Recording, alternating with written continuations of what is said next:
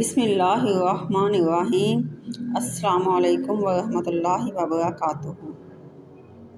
حضرت عبداللہ بن مسعود رضی اللہ تعالیٰ عنہ کہتے ہیں کہ رسول اللہ صلی اللہ علیہ وسلم نے ارشاد فرمایا، اللہ عز و جل نے جس طرح تم انسانوں میں روزی تقسیم فرمائی ہے، اسی طرح اخلاق بھی تقسیم فرما دیے ہیں، اور اللہ دنیا تو سب کو دیتا ہے، ان لوگوں کو بھی جنہیں محبوب رکھتا ہے اور انہیں بھی جنہیں پسند نہیں کرتا، لیکن دین پر چلنے کی توفیق صرف ان کو دیتا ہے جن سے اسے محبت ہوتی ہے۔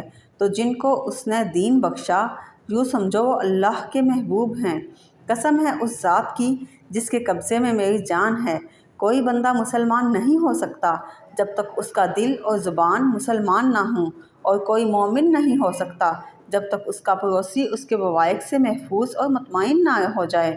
لوگوں نے پوچھا، بوائق سے کیا مراد ہے؟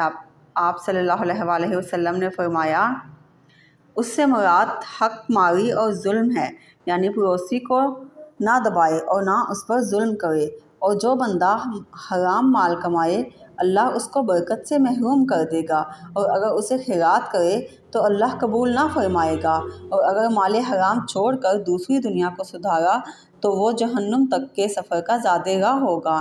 اللہ برائی کو برائی سے نہیں مٹاتا، وہ تو برائی کو بھلائی سے مٹاتا ہے، یقیناً خبیث کو خبیث سے نہیں مٹاتا۔